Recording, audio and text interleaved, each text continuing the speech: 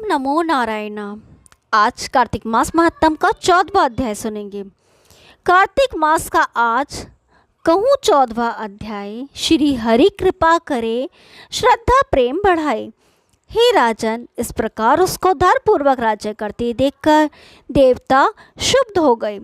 उन्होंने देवाधिदेव भगवान शंकर का मन में स्मरण करना प्रारंभ कर दिया और कितने ही प्रकार से उनकी स्तुति की। तब भक्तों की कामना पूरी करने वाले शंकर जी ने नारद जी को बुलाकर देव कार्य करने की इच्छा से उनको देवपुरी भेजा। शंकर भक्त नारद भगवान शंकर की आज्ञा से देवपुरी में गए। इंद्र आदि सभी देवता व्याकुल हो शीघ्रता से उठकर श्री नारद जी की स्तुति करने लगे। उत्कंठा भरी दृष्टि से सबने नारद जी की ओर देखा। अपने सब दुखों को कहकर उन्हें नाश करने की प्रार्थना की। तब नारद जी ने कहा, मैं सब कुछ जानता हूँ, इसलिए अब मैं दैत्यराज जलंधर के पास जा रहा हूँ। ऐसा कह देवताओं को आश्वासन देकर श्री नारद जी जलंधर की सभा में आए। जलंधर ने नारद जी के चरणों की पूजा कर हंसते हुए कहा, हे ब्राह्मण, कहिए आप कहाँ से आ रहे हैं और कहाँ कहाँ पर आपने क्या क्या देखा, यहाँ कैसे आए हैं? मेरी योग्य जो सेवा हो उसके लिए मुझे आज्ञा दीजिए। जलंधर के इस प्रकार के वचन सुनकर नारद जी प्रसन्न होकर बोले, हे दानवराज महाबुद्धिमान जलंधर, तुम धन्य हो, क्योंकि इस समय सब रत्नों के भोक्ता एक तुम ही हो। हे दैत्य श्रेष्ठ, आप मेरे आगमन का कारण सुनिए, जिसके लिए मैं आज यहाँ आया हूँ। हे दैत्यराज, मैं स्वेच्छा से कैलाश पर्वत पर गया था, जहाँ 10,000 योजनों में फैला कल्प वृक्ष का वन है। वहाँ पर मैंने सैकड़ों कामधेनुओं को घूमते हुए देखा तथा यह भी देखा कि वह वन चिंतामणि से प्रकाशित परम दिव्य अद्भुत और सब स्वर्ण में है। मैंने वहाँ पार्वती के साथ स्थित शंकर जी को भी देखा, जो सर्वांग सुंदर गौरवर्ण त्रिनेत्र और मस्तक पर चंद्रमा धारण किए हुए हैं। यह देखकर मुझे बड़ा आश्चर्य हुआ कि इनके समान समृद्धिशाली त्रिलोक में कोई है या नहीं। हे दैत्येंद्र, उसी समय मुझे तुम्हारी भी समृद्धि का स्मरण हो आया और उसे देखने की इच्छा से तुम्हारे पास आया हूँ। यह सुन जलंधर को बड़ा हर्ष हुआ। उसने नारद जी को अपनी सब समृद्धि दिखता दी। उसे देखकर देवताओं का कार्य करने की इच्छुक शिव प्रेरित नारद ने जलंधर की बड़ी प्रशंसा की और कहा, निश्चय ही तुम त्रिलोकपति होने के योग्य हो।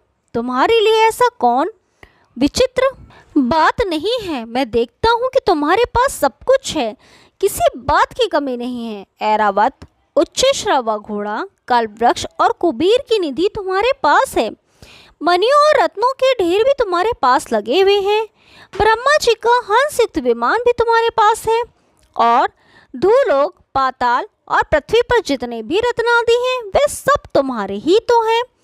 मैं तुम्हारे इस प्रकार के रत्न ऐश्वर्य को देखकर बड़ा प्रसन्न हूँ, परंतु तुम्हारे पास कोई स्त्री रत्न नहीं है, इसलिए तुम्हारा यह सब कुछ फीका है।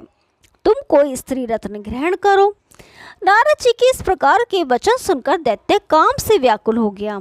उसने नारद जी को प्रणाम करके पूछा कि ऐसी स्त्री कहाँ मिलेगी जो सब रत्नों में श्रेष्ठ हो? यदि ऐसा रत्न कहीं मिले तो मैं उसे अवश्य लाऊंगा। देवर्षि नारद बोले, ऐसा रत्न तो कैलाश पर्वत पर योगी पुरुष शंकर के पास ही है।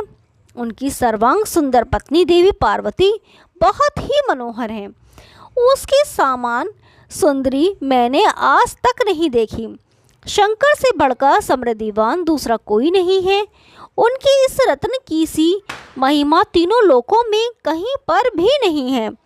तभी तो परम विरक्त आत्मा राम शंकर भी उसके वश में हो गए हैं। देवर्षि नारद उस दैत्य से ऐसा कहकर अन्य कार्य करने की इच्छा से आकाश मार्ग में चले गए। ओम नमो नारायण। इसके आगे का अध्याय कल सुनाएंगे। अब श्री गणेश और कृष्ण जी की एक नटखट बाल लीला का वर्णन एक कथा के माध्यम से हम आपको सुनाने जा रहे हैं। जिस दिन कान्हा खड़े हुए मैया के सब मनोरथ पूर्ण हुए। आज मैया ने गणपति की सवा मनी लगाई है रात भर बैठ लड्डू तैयार किए। सुबह कान्हा को ले मंदिर गई, पूजा करने बैठी। भोग में तुलसी ना थी।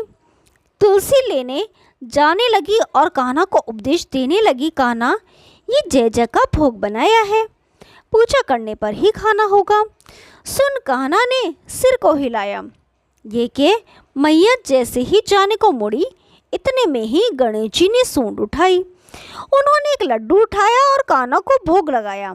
कान्हा मुंह चलाने लगे। जैसे ही मैया ने मुड़कर देखा, गुस्से से आग बबूला हुई। क्यों रे लल्ला, मना करने पर भी क्यों लड्डू खाया? इतना सब्र भी ना रख पाया? मैया मैंने नहीं खाया, ये तो गणेश जी ने मुझे खिलाया। रोते कान्हा बोल उठे। ये सुन के मैया डपटने लगी। वाह रे, अब तक तो ऐसा नहीं हुआ। इतनी उम्र बीत गई, कभी गणेश जी ने मुझको तो कोई ऐसा फल दिया नहीं।